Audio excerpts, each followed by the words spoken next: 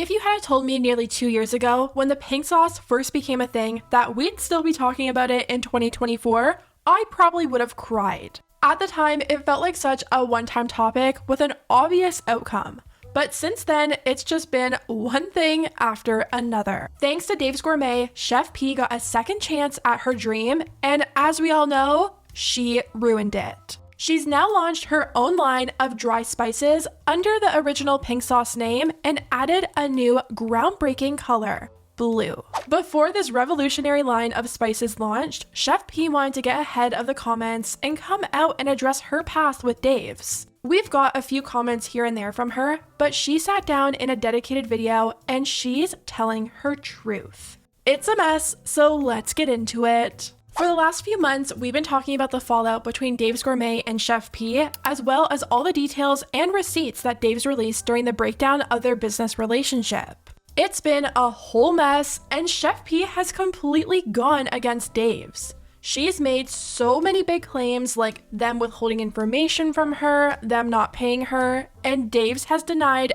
everything. The only difference between Dave's and Chef P is Dave's brought receipts, which help us give a little bit more validity to their side. Well, Chef P came out with her side of the story a few days ago, and she had a lot to say. We've heard Dave's out, so we're gonna hear Chef P out and see what she has to say. It's time for me to explain what's going on and also how you're not supporting me by purchasing this. When the pink sauce first went into stores, Dave's Gourmet wasn't sharing information with me, simple information like as far as how many bottles were in the first purchase order.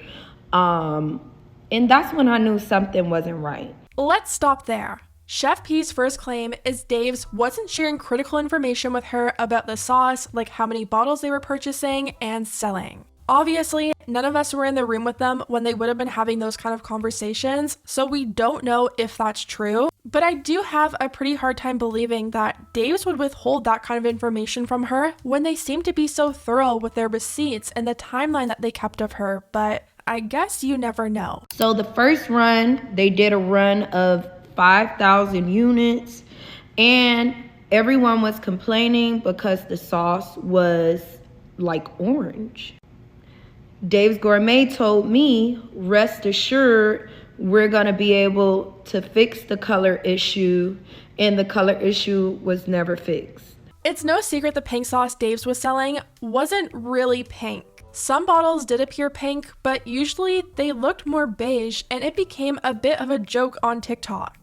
Yo, they got pink sauce at Walmart, $8.17. But tell me something, look at this. Why is it all different colors, man? You got the lighter section right here, the darker. I mean, the difference between Chef P sauce when she first went viral and what Dave sold was night and day, and Dave's knew this would happen. They had a disclaimer on their website about color variation, writing, "The exact color or shade of pink will always vary slightly from batch to batch due to the natural variation in color of the dragon fruit and other natural spices used to create pink sauce. We do not offer refunds related to the shade of pink." And that actually makes a lot of sense. When I first stumbled across Chef P when she was first going viral, the whole reason she was going viral was because the sauce was unusually pink. I know she tried to say it was just from the dragon fruit, but that doesn't really add up. Many people suspected she probably was adding some kind of food coloring to her sauce to catch people's attention. I mean, even the pink sauce Chef P sold herself the first time didn't look the same color as the original pink sauce. It looked just like Dave's, but at least Dave's was edible and wouldn't get you sick. When I created the pink sauce, it was about marketing. It was about this being something new, something the world has never seen. And that means if it's an innovative brand, then you have to have the proper marketing strategies in place. And you also have to be able to tell a story to your audience where they can understand. Dave's Gourmet left me completely alone. We had no professional marketing for the pink sauce. All of the visuals you guys were seeing were things that I put together myself. even down to like the pitch decks and the style of the graphics and everything. All of that came from my Canva. Chef P is mad that Dave's wasn't putting any effort into marketing, but according to Dave's, that was Chef P's one and only job. In their statement, they said Chef P was responsible for promoting pink sauce through her digital content at least 3 times a week. Chef P being upset with Dave's because they weren't marketing it themselves makes no sense. This is a sauce that blew up because of TikTok. TikTok is the marketing, and best of all, it's free. Chef P was getting millions of views making her videos from her kitchen. That's numbers even traditional marketing doesn't reach. Dave's probably knew most of their sales would be coming from curious people on TikTok. Now, I had to take a long time to think about like how I'm going to talk about this due to the fact that they've crossed me so much that I have no choice but to file suit. Right now, I am not in a financial position where I can file suit. All right, hold on a second. If Dave's statement and their receipts are correct, Chef P didn't hold up to her end of their agreement on marketing. She allegedly submitted false write-offs for shoes and personal grocery receipts. She dragged them online while still in contract with them, made a GoFundMe saying they were withholding money from her to the point she couldn't feed her kids when they actually sent her nearly $150,000, helped her out with rent and advances when they didn't need to, and sat back as she uses the pink sauce name to compete against Dave's pink sauce. Yet she thinks that she's in some kind of standing to file a suit. Here's a question I have. Chef P says that she's not in a financial position to file a lawsuit, and we know from her GoFundMe, she recently couldn't afford rent, food, or school supplies for her kids. We all know it usually takes money to make money, so how on earth is she producing a quality product when she apparently has no money? The pink sauce was supposed to be here like the real pink sauce, the vibrant, bright pink sauce, the amazing tasting pink sauce was supposed to be here last year. And as an entrepreneur, I'm having to pick up the pieces and start all over again. But I don't mind because I still have my business name, I still have my website, and I'm the creator of the product, which means I'm gonna fight for my brand. I'm gonna stand up for my brand and the product that I created because it's a really good product. Like I said earlier, I really wonder how she's getting away with using the pink sauce name while still in agreement with Dave's. You would think Dave's would have some kind of non-compete clause preventing her from doing something like this, especially since she's allegedly slandering their brand at the same time. I have to move on and not allow these people to further deteriorate my brand. The reason why the pink sauce was $20 a bottle is because we use all natural ingredients. Is glitter considered natural? There is a piece of glitter inside the bottle. The pink sauce was formulated with no preservatives and no food additive artificial colors. We know there were no preservatives in that sauce. I mean, people spent $20 on Chef P's original pink sauce, and some people had best before dates that only lasted like a month. Sometimes no preservatives isn't exactly a good thing. Plus, I think anyone consuming the pink sauce isn't consuming it for health benefits. What do you mean FDA approved? I don't sell medical products. The pink sauce is not a medical product. The pink sauce don't contribute to your health. That's why y'all support me. Y'all support me because I created an all-natural colored product.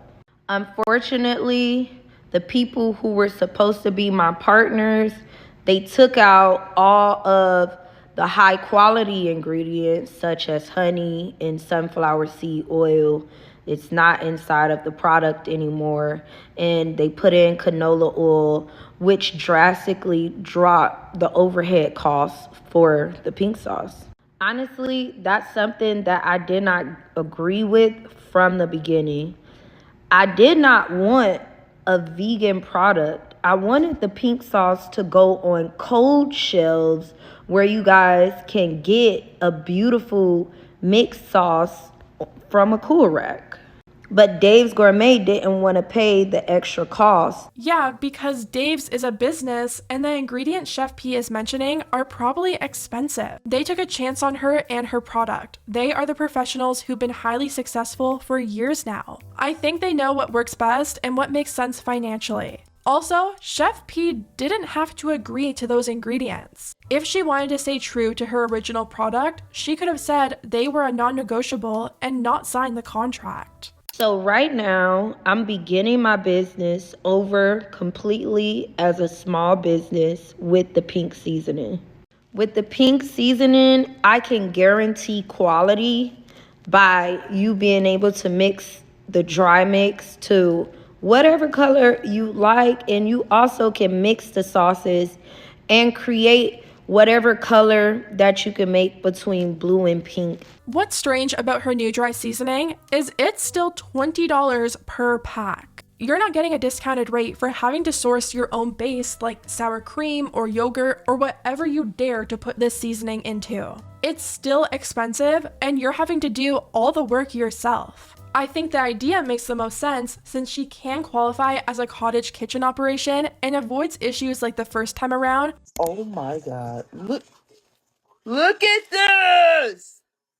But $20 for a bag of seasoning? That's a bit much. However, I will be giving entrepreneurial tips for y'all to learn from my mistakes and learn about selecting a partner and getting into contracts and what to look out for when you're signing a contract, because the piece of paper that I have is not even a contract.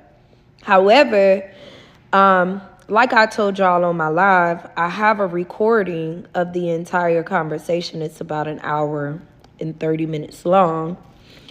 But I have to keep that for myself for legal purposes because something has to be done about this. I really don't think Chef P is in any kind of position to give out tips to other entrepreneurs. If she was smart in business, she would have realized how lucky she was when Dave's reached out to her. Dave's found her at a time where she was shut down by the FDA. She had to pay back everyone and her reputation was in the trash. Dave's paid people back, made her product safe, and got her on the shelves of Walmart.